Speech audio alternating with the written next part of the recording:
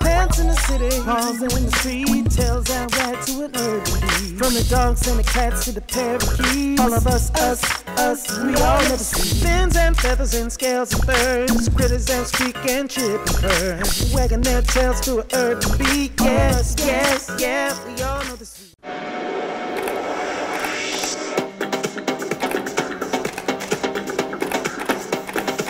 Mice, fancy mice, are the subject of graphic artist and photographer Mike Chiodo, who lives with nearly 100 of them in his apartment in Manhattan's ultra-hip East Village. I got involved with mice when my sister bought me a mouse for Christmas when I was probably about 13.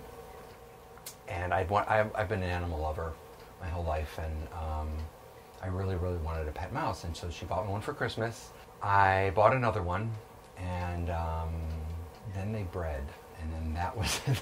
That was it. As soon as I saw them as babies, I was all excited, and I don't know, my love for them grew.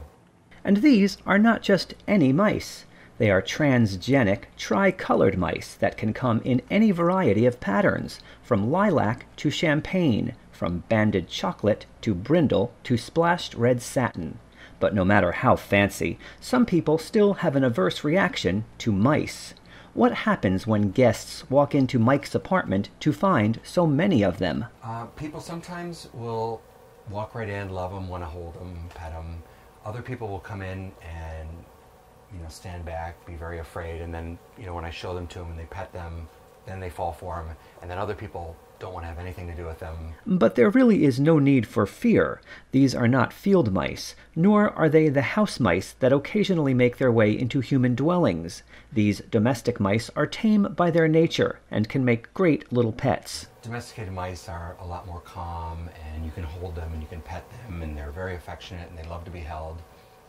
And it's kind of like how, wolves to dogs. Dogs have been domesticated for many years, and they become a totally different animal.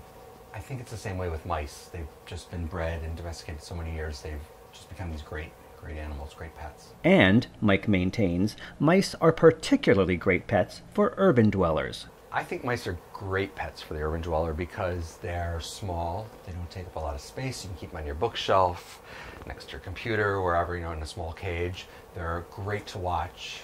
If you're having a stressful day, come home, you can watch your mice running around, pet them, interact with them. They're like a little pal. You don't need a litter box. You don't need to go out and walk them in the middle of the night. They, just clean them once a week.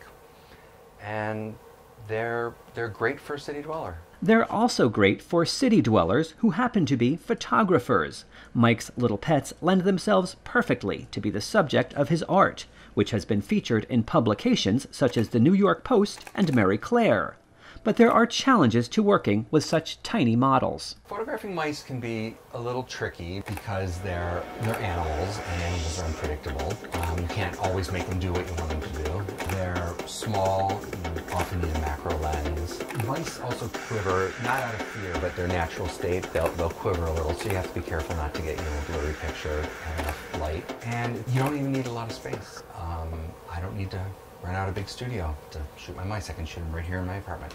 And when they're not modeling, they make the perfect pocket-sized companion. You can come home from a stressful day at work and have a little buddy that fits right in your pocket. From Avenue A in Manhattan's East Village, I'm Tony Sawicki, reporting for Urban Animals.